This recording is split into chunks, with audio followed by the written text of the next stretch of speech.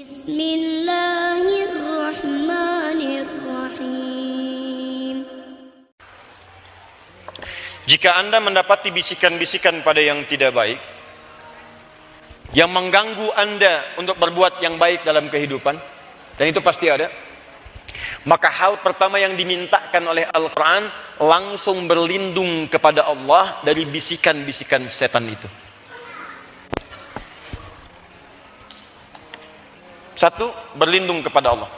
Fasta'iz billahi minasyaitan rajim. Berlindung. Minta. Berlindung kepada Allah. Awas-awas, kelihatannya biasa nih.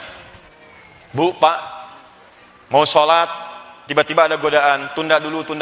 Begitu itu muncul, langsung berlindung kepada Allah. Bahasa nabinya dibahasakan pada kita, atau langsung diambil dari bahasa Al-Quran. Rabbi a'udzubika min hamazatis syayatin wa a'udzubika rabbi ay yahdurun. Boleh pakai bahasa Indonesia? Ya Allah, saya berlindung kepadamu ya Rabb dari bisikan-bisikan setan ini. Jauhkan dia dari saya ya Allah supaya tidak menggoda saya. Ya, jadi pokoknya kalau Anda belum hafal doanya, Allahumma inni a'udzubika min hamazatis syayatin wa a'udzubika rabbi ay yahdurun. Ambil yang paling singkat, a'udzubillahi minasyaitonir rajim. A'udzubillahi minasyaitonir rajim. A'udzubillahi minasyaitonir rajim. Kalau godaannya kuat, keluarkan lewat lafaz yang kuat. Keluarkan supaya dengan kalimat yang kuat itu bisa menguatkan pada diri Anda untuk menekan godaannya. Malam-malam mau tahajud misalnya, tiba-tiba ada godaan. Rabbi a'udzubika min hamazatis syayatin wa a'udzubika rabbi ay yahdurun. Kepanjangan, a'udzubillahi minasyaitonir rajim. A'udzubillahi minasyaitonir rajim. Semakin kuat, a'udzubillahi minasyaitonir rajim. Kalau Anda ingin dengan bahasa Anda boleh. Ya Allah, saya berlindung kepadamu ya Rabb dari setan yang menggoda ini. Ya Allah, jauhkan saya dari setan ini ya Allah. Jauhkan saya dari setan ini ya Allah. Setan, pergi kamu. Saya tidak akan taati kamu. Boleh dengan bahasa kita. Paham? Poinnya adalah segera berlindung kepada Allah Subhanahu wa taala. Suami di kantor saat digoda untuk mengerjakan proyek yang tidak baik, ya Allah, jauhkan saya dari setan ya Allah. A'udzubillahi minasyaitonir rajim. Awas, hati-hati, pekerjaan diarahkan pada yang tidak baik, minta. Di rumah tangga ada godaan-godaan, pikiran yang tidak baik. Begitu suami belum pulang, telat 30 menit, pikiran buruk, ibu berlindung. Ya Allah, saya berlindung kepadamu dari pengaruh buruk yang diberikan setan pada saat ini. Paham sampai sini? Mbak, ini yang disimbolkan oleh kejadian saat Jamarat itu. Karena yang pertama digoda pada diri sendiri. Nabi Ibrahim akan menunaikan tugas dari Allah Subhanahu wa taala untuk menyembelih putranya Ismail. Tiba-tiba datang setan membisikkan keraguan pada dirinya. Maka apa yang dilakukan oleh beliau? Maka disimbolkan dengan lontaran. Beliau lontar. Lontar jumrah itu ketika dilontar yang pertama kali, kenapa menggunakan Aqabah? Aqabah itu pada mulanya adalah sesuatu yang sangat besar yang memengaruhi. Tidak ada yang memengaruhi pada diri manusia yang paling besar kecuali dirinya sendiri, nafsu. Nafsu itu yang diaktifkan oleh setan. Di antum ketika datang setan menggoda ini, langsung minta perlindungan kepada Allah.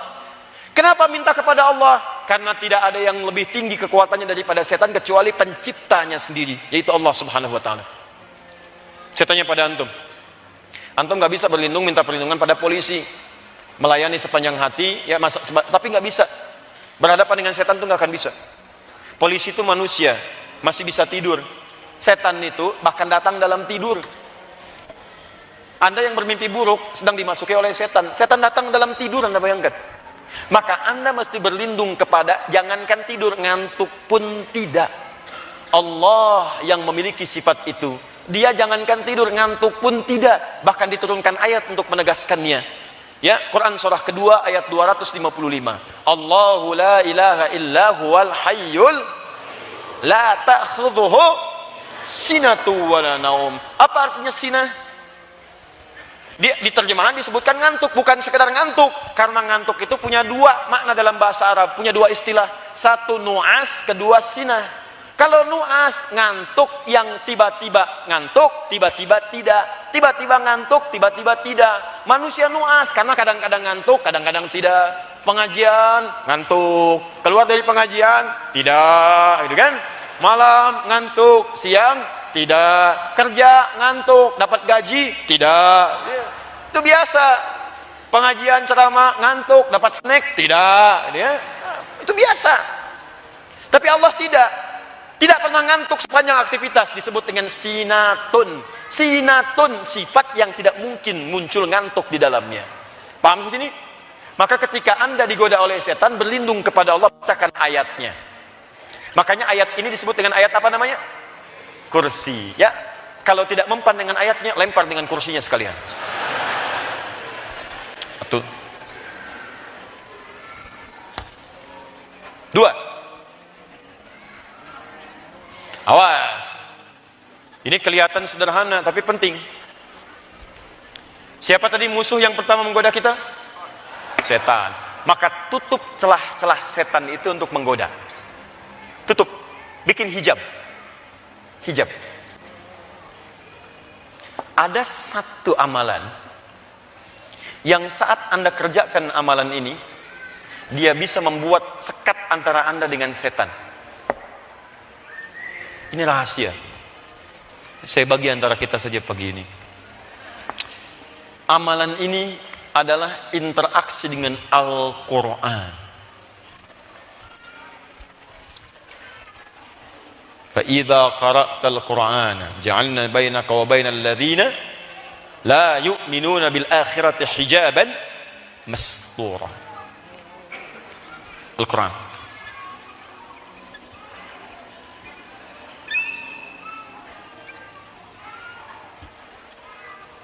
Setan tidak suka dengan orang yang baca Quran.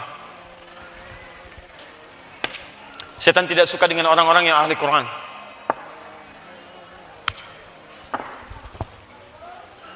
Tahan. Sudah?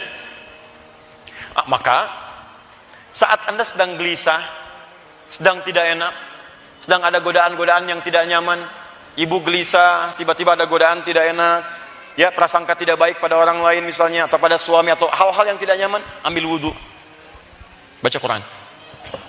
Baca Quran. Rajin Anda. Begitu Anda rajin, apalagi ahli Quran. Kalau ahli Quran itu dia mengandung Quran. Yang dikandung itu firman Allah. Ketika firman Allah ada dalam dirinya, maka setan akan menjauh dari dirinya. Hati-hati. Ingat, makanya penghafal Quran dulu itu tidak disebut dengan hafid. Penghafal Quran bukan hafid dulu istilahnya. Penghafal Quran dulu istilahnya disebut dengan hamilul Quran.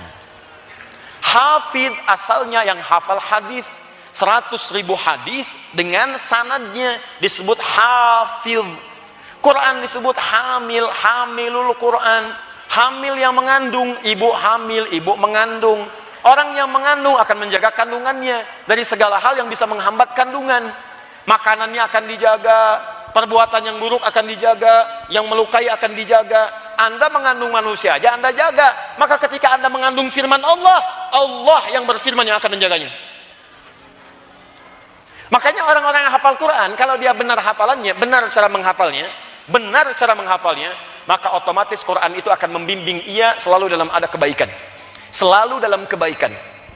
Buka Quran surah ke-35, ayat 32. Paling kiri agak sedikit ke atas. Ada 3 jenis ahli Quran.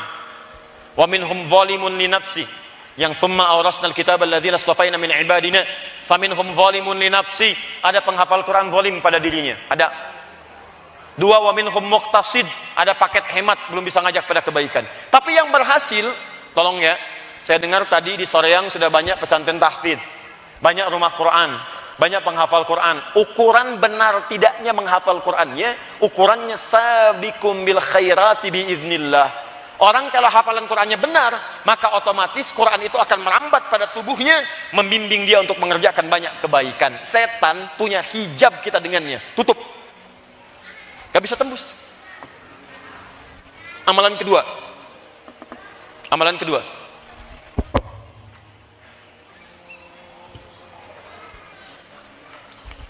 Sudah? Orang yang mencoba menjadi ikhlas.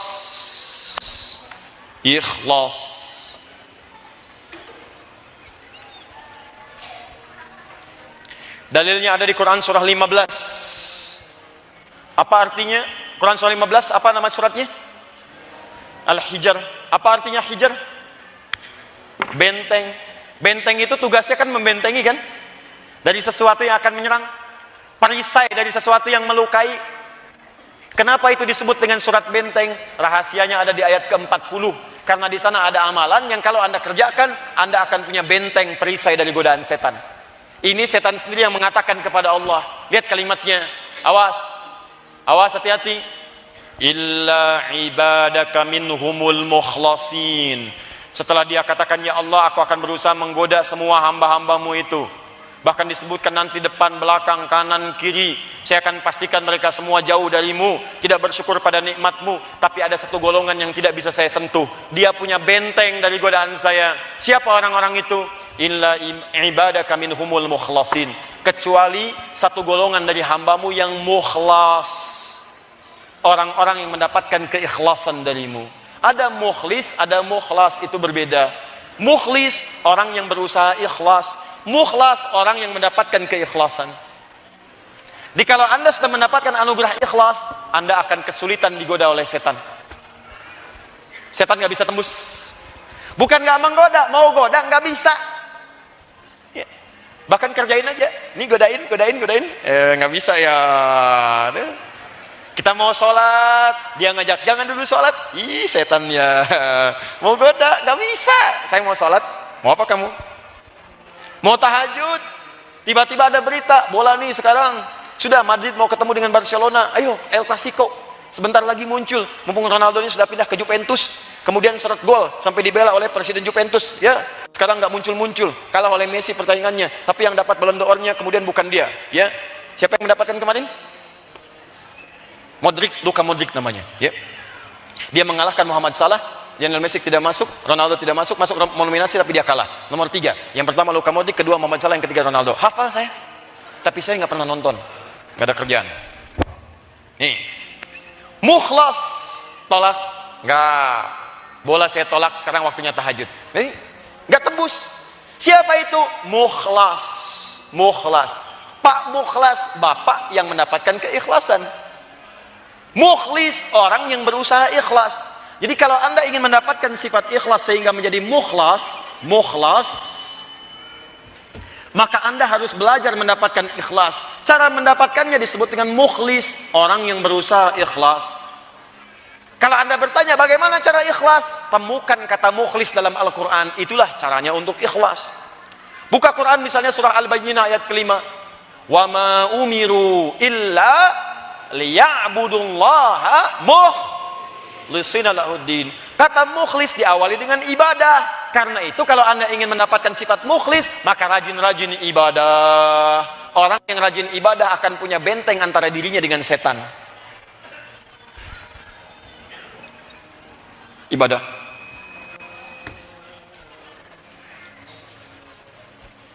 Awas, hati-hati. Makanya ayat ibadah seringkali dilekatkan dengan keikhlasan. Siapa tujuannya? Allah. Buka Quran surah ke-51 ayat 56. Wa ma khalaqtul jinna wal insa illa, antum tuh sering wakaf liya'budun. Kalau antum wasolkan harakatnya kasrah, bukan ya'buduna tapi ya'buduni. Liya'buduni. I-nya ke siapa? Di situ ada huruf ya yang mahdzuf. Ya-nya menunjuk kepada Allah, menyembah hanya kepada Allah saja. Karena itu setiap kalimat ikhlas seringkali melekat dengan aspek ketuhanan. Turun surah Al-Ikhlas, hal pertama kali yang disebutkan dalam surahnya menunjuk kepada aspek ketuhanan. Qul huwallahu. Lihat, ibadah hanya ditujukan kepada siapa? Allah. Sekarang kalau Anda bertanya, ya Allah, kami ingin ikhlas. Bagaimana caranya? Mukhlis. Bagaimana jadi mukhlis? Ibadah. Kepada siapa ibadahnya? Kepada Allah. Bagaimana caranya? Ibadah pertama yang saya kerjakan supaya dekat denganmu ya Allah, supaya saya jadi ikhlas. Temukan kata ibadah yang bersanding dengan prakteknya, yang terkait dengan nama Allah. Di antaranya ada di Quran surah ke-20 Toha ayat ke-14. Allah memberikan bocoran, langsung disebutkan Allahnya, langsung disebutkan ibadahnya, dan langsung disebutkan jenis ibadahnya. Innani anallah, Allah. La ilaha illa ana, tidak ada Tuhan selain saya, Allahnya. Fa'budni, sembah saya, ibadah. Bagaimana cara ibadahnya? Teruskan ayatnya. Wa aqimis sholata li dzikri, salat. Salat li dzikri, salat Zikir. Turunkan sini. Ibadahnya salat sebagai zikir kepada Allah. Zikrullah. Fokus. Lihat sini. Kalau kita buat sebuah persamaan, cara untuk tidak digoda setan, mendapatkan keikhlasan. Orang yang sudah dapat ini disebut mukhlas. Latihannya yang disebutnya namanya mukhlis. Mukhlis bagaimana mendapatkannya? Dengan ibadah. Ibadahnya kepada siapa? Kepada Allah. Latihannya bagaimana? Salat. Jadi sebetulnya saat kita tiap hari diminta salat, Allah sayang dengan kita supaya ingin membuat benteng antara kita dengan setan. Di saat antum diminta salat, itu diberi benteng antara antum dengan setan. Makanya orang-orang yang tidak pernah salat seringkali kesetanan.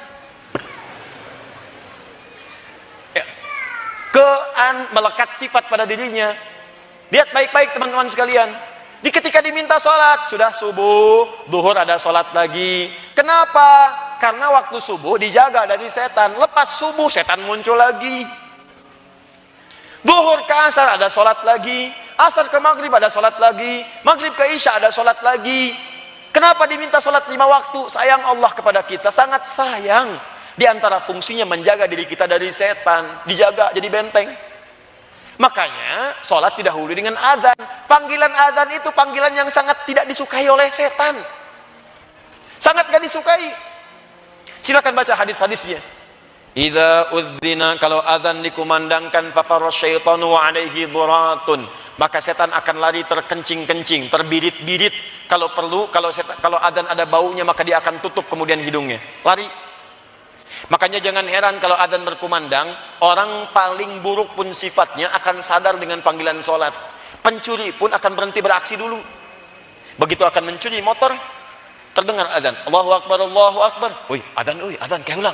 Oh, kehula. Adzan. Fafana syaitan, karena setannya pergi. Fa'idha thuwiba fa'ada. Maka kalau kemudian adzannya berhenti, datang lagi setan menggoda.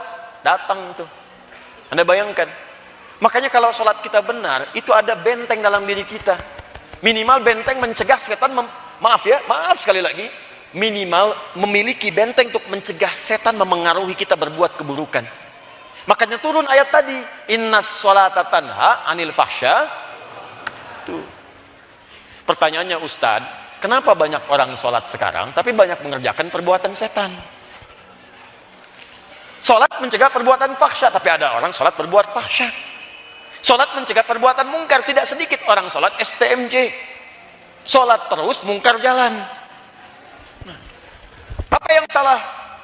Barangkali cara sholatnya yang tidak benar. Maka mulai hari ini, coba belajar fikih sholat yang benar. Apa di antara yang tidak benarnya? 2 kata Al-Quran. 1, banyak orang tidak khusyuk dalam sholatnya. Yang kedua, maaf, ada orang yang tidak paham dan tidak mengerti apa yang dibaca dan dilakukan dalam sholatnya. Coba cek sampai hari ini. Maaf sekali lagi, berapa ribu kali Anda ruku dan sujud, dari sekian Anda sholat itu, berapa persen bacaan sholat yang dipahami? Jangan-jangan selama ini baca bacaan sholat tapi nggak ngerti bacaannya. Jangan-jangan selama ini sholatnya cuma gerak-gerak aja. Takbir, sedekah, berdiri, ruku, dari ruku, i'tidal, dari i'tidal, sujud, duduk di antara 2 sujud, sujud lagi, bangun, begitu sampai dengan salam. Kalau cuman begitu, jangankan Anda, anak kecil pun bisa. Coba anak kecil usia 4 tahun bisa seperti Anda begitu. Anak kecil 4 tahun tidak paham bacaan sholat, wajar, karena belum masuk masa baliknya. Anda yang 40 tahun masa belum paham-paham, mau sampai kapan? Bagaimana bisa khusyuk kalau nggak ngerti yang dibaca? Bagaimana bisa menghayati kalau nggak paham yang diungkapkan? Semua ada maknanya. Dari takbir sampai dengan salam itu ada artinya, Pak. Gerakannya itu ada makna. Coba pelajari lagi dulu. Kami pertama datang ke Bandung itu membahas fikih sholat. Fikih sholat. Bahas dari awal sampai akhir. Apa artinya begini? Kenapa tangannya begini? Diajarkan dari mulai Anda begini bagaimana cara kerja setannya. Ada, Pak. Kata Nabi, begitu Anda bertakbir begini, setan itu akan membisikkan waswas dalam diri Anda. Sampai mengatakan, udhkur kada, ingat ini ya, ingat itu ya, ingat ini, ingat itu. Kalau Anda nggak percaya dengan kata-kata saya ini, nanti salat duhur, buktikan. Sebelum Anda takbir, biasa aja. Menghadap ke arah kiblat. Kaki luruskan, sejajar dengan garis, bersiap untuk takbir. biasa aja. Begitu Anda katakan Allahu Akbar, saksikan di kepala Anda mulai muncul bisikan yang tidak ingin Anda hadirkan sebelumnya. Telepon belum dibalas, SMS belum dijawab, macam-macam muncul. Sampai ceramah saya ini itu bisa muncul lagi.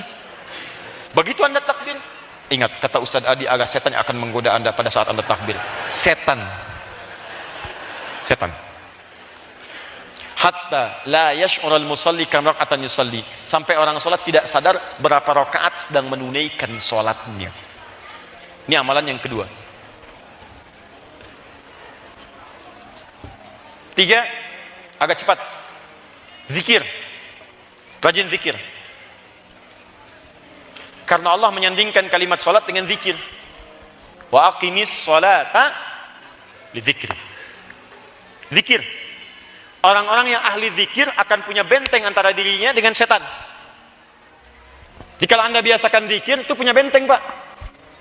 Ya, maaf, di jalan mau ke sini, kenapa nggak diisi dengan zikir? Sini keluar, isi dengan zikir. Bangun tidur, zikir. Berangkat ke kampus, zikir. Ayo, jadi mahasiswa muslim milenial yang setiap aktivitasnya diisi dengan zikir. Makanya zikir itu disebut di Quran bukan hanya selesai sholat. Selesai sholat ada zikir, Quran surah keempat ayat 103. Fa idza qadaytumus sholata fadhkurullah. Kalau Anda telah selesai sholat, ayo berzikir.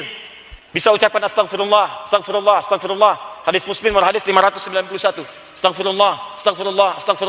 Allahumma antas salam wa minkas salam, tabarakta ya dzal jalali wal ikram. La ilaha illallah, la syarika lah, lahul mulku wa lahul hamdu wa huwa ala kulli syai'in qadir. Hadis Muslim hadis 593 ada.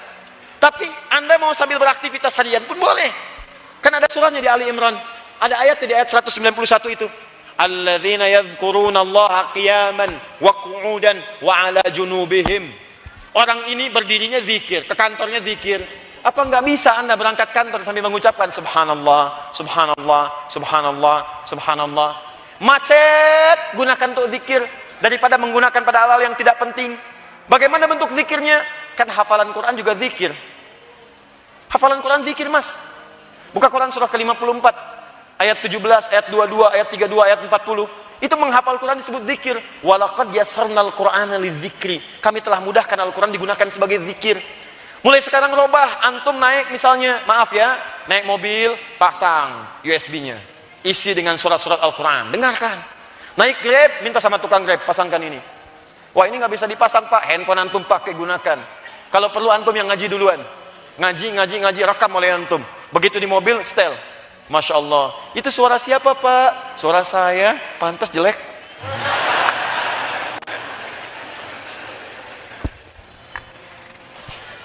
Dengan yang jelek inilah aku akan mempercepat lariku ke surga. Catat tuh. Ya.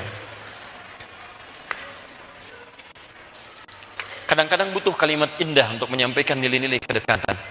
Ya. Antum juga begitu. Suami mau berangkat, istri tanya, "Papa hari ini kemana?" "Ke hatimu." Enak lah pokoknya.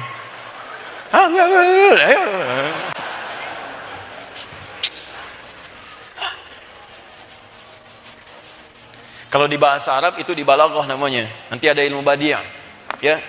Wah, kerjanya kok capek melulu sih? Untuk yang terbaik pada diri kita. Hari ini aku akan berangkat, akan kugendong rembulan, kukantongi bintang-bintang, segera aku bawa pulang. Misalnya. Dah. Halo, paham? Ya. Zikir. Jadi zikir itu diantaranya tadi ya, kalimat-kalimat thayyibah, isi. Jadi kalau antum ada isinya, maka setan tidak akan menemukan celah yang kosong. Salam itu zikir. Memperbanyak salam, kata Nabi, absus salam itu zikir. Ya. Ada 19 jenis setan. Maaf, 9 jenis setan yang diisyaratkan kemudian selalu hadir dalam interaksi keseharian kita. Misal, maaf. Antum baru selesai wudhu tuh. Pernah nggak merasakan was-was? Nggak yakin dengan wudhunya? Saya wudhu nggak nih? Nah, itu setan. Nama setan yang menggoda orang wudhu namanya walhan.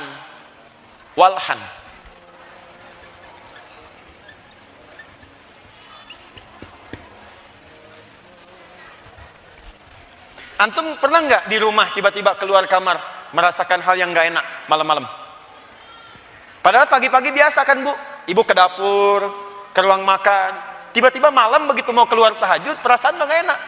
Awas hati-hati, begitu bangun, di meja makan, awas. Jubahnya putih, belakangnya bolong, rambutnya panjang, minta sate 200 tusuk. Hati-hati. Awas. Tuh, mulai gelisah. Ada yang begitu. Begitu masuk ke rumah, udah lama ditinggal, tiba-tiba kosong. Ruangan nggak pernah dipakai, tiba-tiba dibuka, nggak enak perasaan. Ada begitu? Ada setan rumah, namanya Dasim. Dasim. Perempuannya Dasimah. Muslim perempuannya, mukmin perempuannya, soim perempuannya. Dasim perempuannya. Anda ke kamar mandi kan berlindung dari setan laki-laki dan perempuan, ya kan? Dasim itu setan rumah. Begitu Anda masuk rumah, kata Nabi, biasakan berzikir. Zikirnya apa? Ucapkan assalamualaikum. Ingat, ada orang, nggak ada orang, ucapkan. Jangankan masuk rumah, kamar-kamar Anda, begitu masuk, biasakan aja. Kami nginap di hotel, masuk, ucapkan assalamualaikum. Di rumah ucapkan assalamualaikum. Biasakan, begitu Anda masuk, ucapkan assalamualaikum. Hadisnya jelas. Setan itu akan berkata pada kawannya. Karena boleh jadi Anda dari satu tempat, setan ikut ke tempat Anda. Ada. Masjid, nanti saya bahas lah, terpisah. Kantor, pasar, mall, ada. Ada, setan mall ada, Bu. Jangan dikira nggak ada. Bahasa kekinian, setan mall, setan pasar dulunya. Ada, ibu pernah belanja, begitu ibu nggak kebeli, sampai ke rumah keinget terus. Pah, tahu nggak, Pah? Tadi itu waktu di mall tadi, bagus banget tasnya, Pah. Setan ikut tuh, Bu. Mama, fungsi tas itu cuma menampung apa yang bisa dibawa, uang, cermin, macam-macam. Sudah mushaf, mungkin tas ini walaupun biasa, itu yang bisa membawa mama ke surga. Masya Allah, iya, Pah, ya. Betul, ya Allah, aku telah tertipu oleh setan. Tapi yang tadi juga bagus sebetulnya, Pak. Oh. Tuh, setan mau. Nah, cara mengusirnya, begitu masuk rumah, ucapkan assalamualaikum. Dalam hadis disebutkan ketika Anda katakan assalamualaikum, dia berkata pada kawannya, kita tidak punya tempat menetap di sini. Kalau Anda tidak katakan, maka dia akan bisikan kepada kawannya, kita punya tempat menetap di sini. Itulah yang terasakan ketika Anda masuk ruangan gelisah, nggak enak, nggak tentram, macam-macam. Biasakan, masuk ucapkan assalamualaikum. Sudah. Tidak dijawab, normal. Ada jawaban waalaikumsalam, ya masalah baru. Masuk. Tenang. Biasakan. Saya anak-anak kecil, anak-anak saya ajarkan dari kecil tuh. Nah, saya yang pertama, sekarang 5 tahun, dari 3 tahun saya ajarin. Kakak masuk kamar, ucapkan assalamualaikum ya. Assalamualaikum. Kenapa, Bu, ya? Ada setan kamar, namanya Dasim. Kalau kakak nggak ucapkan, nanti ganggu. Dia langsung praktekkan, Pak. Dia masuk kamar, assalamualaikum Dasim. Oh, disebut langsung. Nomor 1 itu. Namanya anak-anak. Terus di kamar tuh isi dengan zikir. Yuk kita berbagi ya, kita berbagi. Saya coba praktekkan, suasananya enak. Enak di rumah itu, tentram. Mulai sekarang, coba cari speaker aktif. Pasangkan USB, isinya Quran aja. Gak apa-apa, dia muter 24 jam. 24 jam. Misal di kamar antum, pasang. Atau di desain rumahnya pakai speaker di atasnya. Masukkan di ruang kontrolnya, masukkan Quran. Ini masuk ke kamar, kemana. Itu enak, Pak. Gak percaya, silahkan coba. Coba. Tenang. Di suasana rumahnya lebih enak. Dan ketika Anda akan berbuat yang salah pun, Anda malu terhadap bacaan Qurannya. Begitu senang dengan Quran, nonton tayangannya nggak bagus, malu dengan suara Quran. Begitu berbuat yang tidak baik, Anda dengar suara Quran, malu. Dan hebatnya, Anda terjaga, punya benteng dari setan, saat yang bersamaan memudahkan Anda untuk menghafal Quran. Saya beri rahasia untuk para orang tua yang mendambakan anaknya di penghafal Quran. Ini rahasia. Di sini. Bu, kalau baru lahiran, Pak, dan anak itu disiapkan jadi penghafal Quran, saya sarankan putarkan di tempat anak itu beristirahat atau beraktivitas Quran. Formulanya begini, formulanya. Siapkan 1 juz. Jangan semua diputar 30 juz. Ingat, jangan diputar. Siapkan 1 juz. Misal, setiap bulan. Misal, bulan pertama dia lahir. Putarkan juz pertama. Misal Al-Baqarah. Ayat 1 sampai 141 misal. Selama sebulan. Masuk bulan kedua, usia bayinya 2 bulan, putarkan juz kedua. Al-Baqarah 142 sampai dengan 253. Putarkan. Masuk usia 3 bulan, juz ketiga. Teruskan, terus sampai usia dia 30 bulan, dia sudah mendengarkan 30 juz. 30 bulan itu artinya usianya sudah 2 tahun setengah. 2 tahun setengah itu sudah mulai bisa bicara. Begitu dia bisa bicara, maka ajarkan Quran kepadanya. Demi Allah saya katakan, dia hanya butuh 6 bulan paling lama untuk menghafalkan Quran. Setelah 3 tahun, dia akan jadi penghafal Quran. Gak percaya silahkan coba. Coba. Ada anak-anak usia di bawah 5 tahun, perdengarkan aja. Perdengarkan. Kami coba Pak. Dan saya sering kali menangis. Terakhir kemarin, anak kami yang paling kecil itu, tidur dia malam-malam. Udah tidur. Malam tidur, saya datang setelah selesai berdakwah, pulang ke rumah. Datang saya malam, tiba-tiba masuk kamar, istri saya meminta saya diam sejenak, menunjuk kepada anak kami yang paling kecil. Itu matanya tidur, lisannya mengikuti irama speaker aktif. Nyambung ternyata, ini sedang doa hatam Quran. Allahumma arhamni bil Quran, Allahumma arhamni bil Quran. Terus itu lisannya mengikuti. Allahumma arhamni bil Quran, waj'alhu li, terus dan seterusnya sampai dengan ujungnya. Imaman wa nura dan seterusnya sampai ujungnya. Itu diikuti oleh lisannya sedangkan dia tidur. Anda nggak percaya silahkan, anak Anda istirahat, putarkan terus tapi terukur, jangan diacak. Kalau diacak nanti hafalannya agak tidak sempurna. Kadang-kadang dia dibacakan juz amma, tiba-tiba keluar di lisannya alif lam mim, keluar di lisannya al-a'raf, bisa muncul. Atur dia dari awal secara per juz, setelah itu Anda akan dapatkan sesuatu yang berbeda. Nah, dan yang lebih hebat, apa hubungan dengan pembahasan kita? Rumah Anda punya benteng dari buruknya godaan-godaan setan. Ya. Paham sampai sini?